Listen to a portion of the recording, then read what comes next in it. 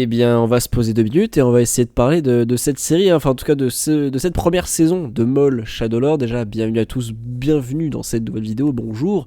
Comment allez-vous? Moi ça va super. Voilà, petit podcast aujourd'hui, une petite vidéo pour parler de cette gigantesque masterclass délivrée par Lucasfilm, par Disney, par Star Wars évidemment. Une nouvelle fois, une série d'animation bien entendu, pour moi, et c'est ce que je dis depuis maintenant des années, c'est là qu'excelle le plus Star Wars, en dehors évidemment de la série Andor qui était excellente. Mais c'est vrai qu'en dehors de ça, au niveau live action, on n'a pas grand chose. Alors évidemment, on a The Mandalorian, on a Ahsoka. La première saison d'Ahsoka était vraiment cool, mais elle est sortie il y a 5000 ans. Et la saison 2, aucune nouvelle. Mais voilà, la première saison était cool, c'est vraiment du fanservice pour les fans de Rebels. Il se trouve que je suis un fan de Star Wars Rebels, donc j'ai plutôt kiffé la saison 1. Mais voilà, c'est vrai que ça prend quand même du temps à démarrer, de toute façon, parce que la saison 2 est inexistante. Enfin, on sait que voilà, elle a été tournée, etc., et que ça arrive, mais on n'a aucune info. Donc, on ne sait pas où ça en est, et vous allez voir que vu ma chance, parce que c'est très souvent ce qui arrive, quand je parle d'un truc comme ça et tout, le lendemain ou la semaine qui vient, il y a un trailer. Donc, est-ce que c'est ce qui va se passer encore une fois? Je ne sais pas, peut-être que je porte l'œil et que ça n'arrivera pas, mais en tout cas, en général, c'est ce qui se passe. C'est pour ça que j'ai un peu la malédiction. Mais bref, autour de Star Wars ces derniers temps, pour remettre un petit peu le contexte sur mon avis de base, il est vrai que, à part la première saison de The Mandalorian, que j'avais vraiment beaucoup aimé, les dernières saisons de The Mandalorian se sont littéralement cassées la gueule pour moi, à part la finale de la saison 2 et quelques épisodes de la saison 2, c'est très moyen. On a cette saison 3 qui est horrible. On a cette série The Book of Boba Fett qui sort de je ne sais où, voilà, qu'ils ont dégivré de je ne sais pas quel frigo, mais c'était absolument terrifiant, à part l'épisode autour de The Mandalorian, enfin autour du Mandalorian, pardon, de Luke Skywalker, etc. Mais à part cet épisode-là, c'était totalement nul. Voilà, du fanservice nul, la mise en scène nulle, enfin bref, voilà, c'est complètement nul. Alors il est vrai qu'il y a eu The Acolyte. Alors, The Acolyte, j'ai quelques petites réserves par rapport à ça. C'est vrai que en soi, c'était original, c'était une proposition, et vous le savez, comme d'habitude avec les fans de Star Wars, quand il y a une nouveauté, voilà, une nouvelle proposition, une nouvelle temporalité, une nouvelle mise en scène, un truc comme ça, ils aiment pas. Voilà, on sait pas ce qu'ils veulent en fait, les fans de Star Wars sont ultra indécis. Personnellement, j'avais plutôt bien aimé, alors effectivement, c'est pas parfait, il y a beaucoup de choses qui vont pas, notamment des épisodes totalement fillers, des flashbacks à des moments qui ne servent à rien. Voilà, c'est pas le mieux. En termes de mise en scène, c'est assez basique, mais voilà, la temporalité, donc du coup, voilà, la chronologie faisait que c'était très intéressant. Les personnages aussi étaient très intéressants. On a la dualité du coup entre Kimir, du coup, le seigneur Sith, en tout cas l'étranger, on ne sait toujours pas vraiment qui il est, qui était donc l'apprenti, ça on le savait de manière officielle, de Dark Plagueis. Dark Plagueis qui fait également une apparition. En fait, il y a plein de choses qu'on voulait. C'est ce que les fans réclamaient, une nouvelle série, dans une nouvelle chronologie, etc., une nouvelle histoire, des personnages originaux, c'est exactement ce qu'on a eu. Ça n'a pas pris et la série a été annulée. Ça a été un regret énorme. Personnellement, j'en souffre encore. Voilà. C'est vrai que j'aurais bien aimé voir la suite parce que pour le coup, et ça aussi, alors ils peuvent raconter ce qu'ils veulent, mais la suite aurait dû raconter l'histoire un petit peu de Dark Plagueis avec Kimir, etc. Donc ça aurait vraiment dû se concentrer sur ça. Et The Acolyte aurait, je pense, au fur et à mesure des saisons, aurait dû raconter aussi l'avènement de Palpatine. Enfin bref, j'imagine que ça allait assez loin, mais finalement ça n'a pas pris du tout. Mais en dehors de ça, à part la saison finale de Clone Wars, niveau visuel, en tout cas ce que je préfère, même en termes de mise en scène, d'histoire et tout, c'est les séries animées, les séries d'animation Star Wars, que ce soit Vision, que ce soit même The Bad Batch à certains moments, même si ça reste quand même pas trop intéressant je trouve, et la dernière saison de The Clone Wars, c'est absolument super. Et on a cette série, MOL Shadowlord, qui sort, et c'est le seul projet Star Wars qui me donnait envie ces derniers temps, qui avait été annoncé, etc., à part... peut-être Starfighter à la limite qui sort encore l'année prochaine, mais pareil, niveau live action Star Wars, j'ai de sérieux doutes parce que ça sent pas très bon. Voilà, je suis pas ultra hypé, pour vous dire, juste je suis pas hypé du tout en fait. Il y a juste cette série Star Wars MOL qui m'intéresse, mais c'est tout, et à juste titre, puisque du coup on va en parler. C'est incroyable, voilà, c'est incroyable. Je suis absolument sous le choc de cette première saison. Alors, ce qui me dérange un petit peu, même si j'aime bien le fait qu'ils aient quand même diffusé à chaque fois 2 épisodes par 2 épisodes, parce que oui, les épisodes sont très courts, on est sur 22 à 25 minutes crédit non compris d'épisodes, c'est extrêmement court, mais à la fois j'ai envie de dire que c'est pas très grave, parce qu'en soi il se passe beaucoup de choses, c'est une série d'animation, donc forcément le rythme est différent, l'animation joue aussi au rythme, etc., même au combat, en soi c'est beaucoup plus... je trouve impressionnant à regarder que par exemple en live action, même si la mise en scène ces dernières années dans les films n'aide pas, c'est vraiment pas terrible je trouve, les chorégraphies etc. On est très loin de ce qu'on proposait autour de la prélogie, même si là aussi il y avait énormément de problèmes. Mais ce que j'aime particulièrement dans Star Wars, ce que j'aime voir, c'est quand les rapports de force sont équilibrés, ou en tout cas sont bien écrits, sont bien faits. Et dans cette série, je trouve que c'est plutôt le cas. Voilà, alors c'est vrai que ça comporte quand même des incohérences par rapport à d'autres moments de la saga, notamment avec les inquisiteurs qui sont présents dans la série. Marok et je n'ai plus l'autre nom, je crois qu'il a même pas de nom en fait, le 11e frère, un truc comme ça, j'imagine qu'il a un nom comme ça, comme tous les inquisiteurs. Mais en fait, les deux inquisiteurs donc en question sont tous les deux tués par Ahsoka. Voilà, c'est un petit fun fact. Les deux ont été tués par Ahsoka et de manière complètement nulle. Enfin, à part pour Marok où c'est un peu stylé dans la série Ahsoka, mais pour l'autre inquisiteur, il est mort en 4 secondes. Voilà, il s'est fait enclencher par Ahsoka. C'était terrible. Bon, on imagine du coup qu'à ce moment-là, Ahsoka est donc en exil au moment de la série Maul Shadowlord évidemment, puisqu'il n'est pas encore mort. Donc il s'est pas encore frotté à Ahsoka. Mais voilà, c'est absolument terrible ce qu'ils ont fait avec les inquisiteurs. Ils en ont laissé aucun en ville, ils ont tous tué. Bon, évidemment, ça paraissait logique qu'au fur et à mesure, ils soient tous tués. D'ailleurs, voilà, il s'est passé genre 20 ans sur le règne de l'Empire. Donc évidemment, ils ont eu le temps d'être tous tués. Et puis, on n'a aucune mention des Inquisiteurs dans la trilogie originale. Bon, en même temps, c'était pas encore créé. Enfin bref, là-dessus, c'est des incohérences de base. C'est pas très grave, voilà, on peut faire l'impasse. Mais voilà, les Inquisiteurs, personnellement, je les trouve ultra stylés. Le fait d'avoir des Inquisiteurs, le concept d'Inquisiteur, je trouve ça extrêmement stylé. Juste, ils les ont très mal gérés, pour la plupart, notamment pour les deux qui sont dans la série, et c'est ça peut-être un petit point négatif, c'est le choix des Inquisiteurs. J'ai du mal à les prendre au sérieux, et on les voit, ils sont ultra puissants, ils sont ultra vénères et tout, alors que les deux se font bousiller par Ahsoka, alors avec une facilité déconcertante. Alors pour Marok, c'est vrai que lui, normalement, il est censé durer un peu plus longtemps, parce que là, la série se déroule entre l'épisode 3 et 4, voilà, comme beaucoup de projets Star Wars, mais il est encore en vie après l'épisode 6, puisqu'il est présent aux côtés de je ne sais plus comment elle s'appelle, voilà la méchante. Mais voilà, il est présent autour des antagonistes de la série. Ray Stevenson, voilà, j'ai le nom de l'acteur, mais il est décédé maintenant, je ne sais plus comment il s'appelle, bref, voilà. Vous avez compris ce que je veux dire. Il est là après l'épisode 6, donc il a vécu. Qu'est-ce qu'il a fait, je sais pas, mais en tout cas voilà, il est là encore. Mais voilà, le rapport de force est assez équilibré je trouve. C'est ce qui aurait dû être le cas dans toutes leurs dernières apparitions. Ça n'a pas été le cas, donc surtout pour l'autre inquisiteur qui s'est fait démarrer par Ahsoka, mais d'une vitesse. Peut-être qu'Ahsoka est ultra puissante, je sais pas, mais c'est vrai que le rapport de force dans Star Wars parfois c'est très aléatoire, à part pour certains personnages, notamment pour Vador. Mais ça on va en parler encore une fois. Pas tout de suite, parce que c'est vraiment le dernier épisode. Mais voilà, c'est vrai que pour Maul, et ça c'est le petit point négatif, il paraît... Alors c'est vrai que sur les derniers épisodes, il est blessé à la jambe, etc. Donc c'est compliqué d'être à 100%. Je pense aussi que c'est pour ça qu'il n'arrive pas vraiment à rivaliser, ne serait-ce qu'avec Vador. Enfin, même si avec Vador c'est encore une autre chose. Mais même avec les deux Inquisiteurs, quand on pense à Maul, et en plus là c'est vraiment un peu son prime, quoi. Il est vraiment au maximum de sa forme. Alors oui, il est blessé, encore une fois, c'est vrai. Il lui manque un peu de force, d'énergie, etc. Mais quand même, voilà, c'est vrai qu'il est pas... C'est le protagoniste de la série, quelque part c'est sa série à lui. Et je suis un peu étonné du fait qu'il soit pas ultra puissant, ultra cheaté et tout. Enfin, alors ultra cheaté, j'avoue que ce serait carrément abusé. Mais voilà, il est pas vraiment ultra puissant, quoi. Il paraît pas faible non plus, mais c'est un entre-deux, quoi, malheureusement.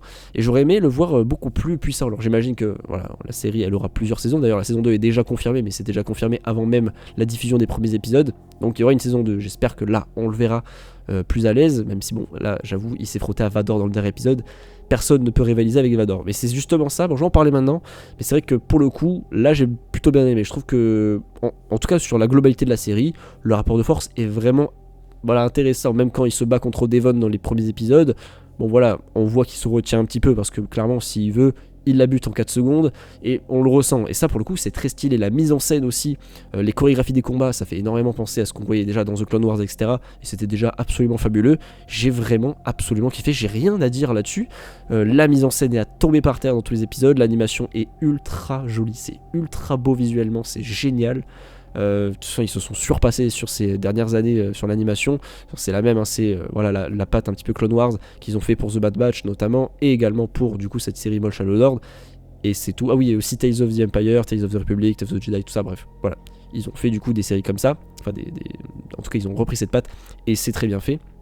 Donc je suis satisfait là-dessus et j'ai rien à dire. Voilà, même l'histoire, c'est vrai qu'on a du coup des nouveaux personnages, des personnages originaux. On est sur Janix, donc une planète qui est assez urbaine, qui fait vraiment penser du coup à une énorme planète comme Coruscant, etc. Ça fait vraiment penser à ça. Donc on a le capitaine Lawson et son fils du coup Raylix, je sais plus comment il s'appelle, punaise j'ai oublié, c'est Rayleigh, voilà je viens de regarder, donc Rayleigh Lawson. Voilà, donc pareil, c'est un personnage. En tout cas, c'est les meilleurs ajouts que j'ai eu personnellement, que je trouve. Ils sont vraiment trop bien ces personnages. On s'attache très vite à eux et à leur situation sur la planète, etc. Le fait que la mère soit partie pour travailler avec l'Empire, voilà, on est vachement attaché, je trouve. Même le capitaine Lawson, il est très stylé. Voilà, je l'aime plutôt bien. C'est des personnages que j'ai plutôt bien apprécié regarder. Pareil du coup pour le maître Jedi et sa Padawan du coup. Devon, voilà, que j'ai particulièrement apprécié également. C'est ultra bien développé. Alors c'est vrai que c'est assez rapide, on les développe pas plus que ça. C'est vrai qu'on sait pas ce qui s'est passé avant dans leur vie. Bon, même si voilà, Lord 66, on le connaît. Voilà, on l'a vu dans tellement de films, dans tellement de séries. Donc je pense qu'il n'y a pas besoin de faire encore un nouveau flashback avec Lord 66. C'est bon, on a 14 milliards, on a des rushs de 2 heures. Donc c'est bon, je pense que voilà, on connaît l'événement. On se doute de comment ils ont survécu. C'est vrai que ça aurait été je trouve intéressant peut-être d'en parler vite fait parce que là c'est vrai que du coup ils sortent de nulle part, on sait même pas comment ils sont arrivés sur cette planète, peut-être qu'ils y étaient déjà à la base, c'est possible aussi, mais voilà, en tout cas ils sont là et c'est intéressant, j'aime plutôt bien le fait qu'ils soient tout le temps pourchassés au début de la saison et que ça énerve pas mal du coup. Il y a tellement de personnages, je ne sais même plus comment elle s'appelle, Devon pardon, ça l'énerve un petit peu et son maître sent qu'elle est peut-être encore un peu en train de basculer et clairement la rencontre avec Maul n'a pas aidé, en plus voilà il est très manipulateur et tout et ultra intelligent donc forcément il y a eu un lien qui s'est créé directement dans la force, etc. Et voilà, ça n'a pas empêché Maul à la fin de trahir tout simplement. Je sais plus comment il s'appelle, le maître Jedi. Voilà, je vais l'appeler comme ça parce que j'ai trop de noms, j'ai un petit peu oublié. Mais voilà, il le trahit, c'était logique. On connaît Maul et surtout que c'était le seul moyen d'acquérir et bien tout simplement Devon. Et je pense même que le fait qu'elle ne soit pas au courant, si elle est au courant plus tard, ce sera même beaucoup plus avantageux pour lui, parce que là du coup elle va être encore plus vénère. Donc carrément c'est du pain béni. Personnellement chapeau Maul, j'ai envie de dire. De toute façon il était un peu condamné, voilà, on va se mentir, tu ne peux pas rivaliser avec Vador. Et pareil, là il faut qu'on parle dès ce 2 derniers épisodes. Voilà, il faut que j'en parle en priorité, mais c'est génial. Voilà, la fin de l'épisode 9, déjà l'épisode 9 était dingue, qu'on soit clair, même si c'était que de la baston tout l'épisode, mais c'était ce qu'on voulait. Moi j'ai vraiment beaucoup apprécié. Pareil, voilà, les inquisiteurs, le rapport de force, etc. C'était assez intéressant. Et pour Maul, déjà tout le long de la saison, qui a vécu pas mal de pertes, qui se retrouve voilà, totalement. Alors il y a cet épisode-là, c'est l'épisode 8 il me semble, où on est dans son esprit, il est tourmenté, il est énervé, il voit du coup certains flashbacks qu'on voyait également, alors pas dans The Clone Wars, mais qu'on a vu dans des comics, etc. La rencontre avec Palpatine, tout ça, on a vu tout ça. Et voilà, on le sent traumatisé, il est énervé, il est en colère, il puise dans le côté obscur pour sortir de la grotte, etc. Et il arrive à s'en sortir et à retrouver du coup ce qui lui reste d'équipe, on va dire, parce que tous ses amis sont morts, beaucoup de Zavrak aussi qui sont là, qui doivent être aussi des frères à Maul, sont morts, donc voilà, il a subi beaucoup de pertes et il est extrêmement énervé. En fait, la construction du personnage tout le long de la saison mène précisément à ce moment qu'on attendait tous, et je suis pas déçu, mais c'est vrai que j'aurais voulu voir un Maul au top de sa forme pour affronter Vador, pour qu'on ait vraiment le duel tant attendu. C'est vrai que ça fait très longtemps, voilà, que c'est un petit peu un truc de fan de se dire est-ce que Maul peut avoir une chance contre Vador. Et là je pense qu'il peut quand même avoir une chance contre Vador, mais le problème c'est que là il était trop affaibli avec sa jambe et tout, il pouvait pas faire grand chose et c'était assez marqué dans la mise en scène et tout. Mais bon, j'aurais quand même voulu qu'il soit au top de sa forme pour qu'on ait véritablement ce truc. Alors peut-être que c'était vraiment trop fan service pour que ça arrive et du coup voilà, ils l'ont nerf un petit peu. Et puis bon, après soyons honnêtes, en vrai j'ai dit qu'il avait ses chances, mais je pense pas, je pense que personne n'a aucune chance face à ce Vador. On est sur Vador Prime, donc c'est impossible. Voilà, clairement c'est l'élu, c'est Anakin Skywalker, c'est Dark Vador, c'est le côté obscur en personne, c'est la classe, c'est l'aura en personne, tu ne peux rien faire. Voilà, et personne ne peut rien faire face à lui. Devon ne peut pas rivaliser, voilà, il s'amuse, il se bat à une main contre 2 Jedi, contre Maul, enfin il en a rien à foutre, il est trop puissant. Et au moment où il se fait toucher, là ça il se commence à s'activer, mais c'est vrai qu'avant ça, il y avait bien 1 minute ou 2 où il en avait rien à foutre, c'était trop facile pour lui. Et voilà, pareil, ce que j'ai dit, c'est le rapport de force. On est sur Dark Vador, on est sur l'élu, on est sur le personnage principal de la saga, sur la tête, le visage de Star Wars finalement. Donc évidemment, pareil, la mise en scène. Alors, fin de l'épisode 9, où on voit du coup la Mandalorienne se faire étriper comme pas possible. Pareil, c'est ultra flippant la mise en scène, un petit peu film d'horreur où elle disparaît dans la brume violemment. T'as l'impression qu'il y a une créature qui l'aspire et en fait c'est Dark Vador. Tout dans la mise en scène. Et ça me rappelle un petit peu au niveau iconisation, je pense qu'on est au niveau de Rogue One à la fin où il débarque et il bute absolument tout le monde. On est au même niveau. C'est une scène de la même intensité pour moi. et c'est iconique tout simplement, il y a rien à dire, c'est juste une réussite pure et dure. Et pareil, hein, j'ai envie de dire, voilà, l'épisode 10, avec rien de surprenant, hein, il déboule sur absolument tout le monde, il est trop fort, il n'y a rien à faire, et il finit par tuer le maître Jedi d'ailleurs. Alors Devon s'enfuit avec Maul, hein, puisque Maul a littéralement un petit peu poussé le maître Jedi à se faire tuer, hein, même si bon, c'était inévitable. Je pense que dans tous les cas, il n'avait pas fait ce petit poussée de force. Je pense que le maître Jedi passait quand même, hein, il allait succomber quoi qu'il arrive. Donc pareil, c'est ce que je trouve ultra intéressant avec cette série, c'est vraiment ultra bien écrit, très bien développé, le rapport de force est très bien fait également, visuellement c'est super, enfin il n'y a absolument rien à dire, c'est une masterclass, aucun épisode, il n'y a aucun flop, voilà, dans cette saison c'est juste super. J'ai pas trop de points négatifs à dire, à part que les épisodes sont vraiment courts malheureusement. C'est vrai que comme je l'ai dit, c'est 2 épisodes à chaque fois, mais ça fait vraiment genre 50 minutes, même pas, ça fait 45 minutes, 50 minutes max. C'est bien, mais c'est vrai que pourquoi pas au moins, je pense, faire un épisode par semaine et faire 6 ou 7 épisodes, ou en tout cas plus 6 épisodes, c'est plus commun, on va dire, de 1 heure, tu vois. Là, je pense que c'était peut-être le mieux, en vrai, parce que là, c'est vrai que 25 minutes l'épisode, c'est vraiment très très court, quoi. J'arrive pas à vraiment prendre une série qui est aussi courte, tu vois, qui a des épisodes aussi courts. J'aurais bien aimé que ce soit plus long, mais bon, après c'est une série d'animation, donc forcément peut-être que voilà, ils veulent pas non plus en faire des tonnes, je ne sais pas, mais en tout cas, c'est vrai qu'on avait souvent des épisodes qui se ressemblaient, et surtout des épisodes où il y avait beaucoup d'action, donc enchaîner un épisode entier de 1 heure avec de l'action, bon, je sais pas si c'était vraiment le bon truc, mais en tout cas, voilà, je trouve que finalement, même si les épisodes sont courts, c'était plutôt bien équilibré. C'est peut-être un petit peu le seul point négatif que j'ai là-dessus, et peut-être le rapport de force, encore une fois, qui est encore très aléatoire, même si je trouve que c'est le plus logique, en tout cas de ce qu'on a eu, autour des Inquisiteurs également, mais voilà, c'est toujours assez aléatoire dans Star Wars, le rapport de force, avec même juste l'utilisation de la force, ou au sabre laser, où on a cette scène, hein, je me souviens, avec Ahsoka dans Tales of the Jedi, où l'Inquisiteur arrive sur cette planète pour tuer Ahsoka, et Ahsoka juste prend son sabre laser et le tue, ça prend 2 secondes, et c'est du coup l'Inquisiteur qui est dans la série. Et c'est ça que j'arrive pas trop à prendre au sérieux. Alors en soi, c'est pas un point négatif au point voilà, d'en avoir rien à foutre de la série, hein. Attention, c'est pas non plus très grave, mais voilà, tu sais ce qui lui arrive, donc tu peux pas vraiment le prendre au sérieux ce personnage.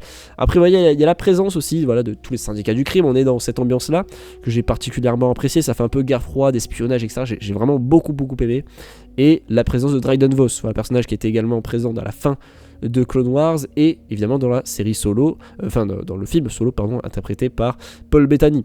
Et pareil, je comprends pas un petit truc, c'est que alors personnellement, je pensais que c'était déjà le chef de Homme Écarlate, hein, Dryden Voss, d'ailleurs c'est déjà le cas, il me semble, dans Solo.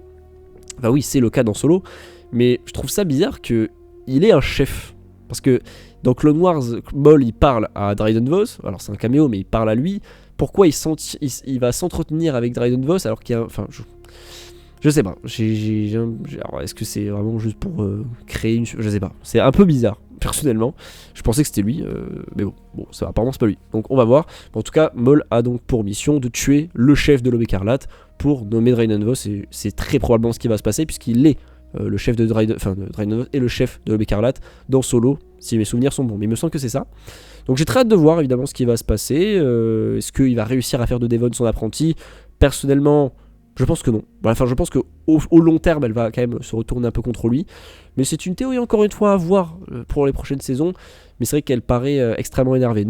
C'est le point de bascule, hein, chez les Jedi. Quand on perd son maître, voilà, pour Obi-Wan, il n'est pas tombé dans le côté obscur, mais vous avez compris, c'est un peu le point de bascule. Et là, le fait qu'elle soit complètement seule avec Maul, voilà. Je pense que là, c'est un peu compliqué, mais à voir. Écoutez, j'ai très hâte de voir la suite des événements. Peut-être qu'elle va être vraiment tourmentée, qu'elle va avoir peut-être des flashbacks de son maître qui lui dit de pas se fier à Maul, etc. Bon, on verra pour la saison 2, mais je suis ultra hypé. D'ailleurs, pour la saison 2, ça devrait sortir peut-être pas avant l'année prochaine, parce qu'ils sont déjà en train de travailler dessus, avec l'acteur du coup de Maul, etc., Sam Witwer. Donc à voir, peut-être qu'elle sortirait en début d'année 2027, j'espère qu'elle sortira pareil dans 1 an, maximum, faut pas que ça tarde plus. Avec Star Wars, ça tarde beaucoup trop, et la hype se meurt petit à petit. Bon, pour Maul, ouais, peut-être même, hein, parce que si ça attend 2-3 ans, là, ça va être chaud. Avec la Ahsoka, personnellement, j'avais adoré la première saison, j'étais hypé après et tout. Mais là, ça fait 3 ans, c'est beaucoup trop long. Et pour The Mandalorian, voilà, c'est ce qu'on va parler, ce dont on va parler dans les prochaines semaines sur la chaîne. On va parler de Mandalorian et Grogu. Je vais le voir le 20 mai, le 25, je sais plus. Oui, je crois que c'est le 25. Donc je vais en parler évidemment, il y aura une vidéo dessus. Mais voilà, j'ai absolument aucune hype, hein, sachez-le. J'ai absolument rien en termes de hype pour ce film. Mais on va voir, peut-être que ça peut être une surprise, peut-être qu'on va être surpris, on sait pas. Mais ouais, j'ai du mal, j'ai du mal à être hypé, mais on va voir. Voilà tout pour cette vidéo autour de Star Wars, autour de Maul Shadowlord, une série que j'avais beaucoup attendue et j'ai pas été déçu une seule seconde. Dites-moi ce que vous en pensez en commentaire, dites-moi aussi vos théories pour la saison 2, pour le personnage de Maul. Est-ce que vous avez plutôt apprécié voilà, ce combat entre Maul et Dark Vador, même si bon, il se battait pas vraiment que contre Maul. Mais voilà, est-ce que vous avez plus ou moins apprécié ça? Dites-moi tout ça en commentaire, est-ce que vous êtes déçu, est-ce que vous avez aimé, bref, voilà. On se retrouve dans une prochaine vidéo, portez-vous bien,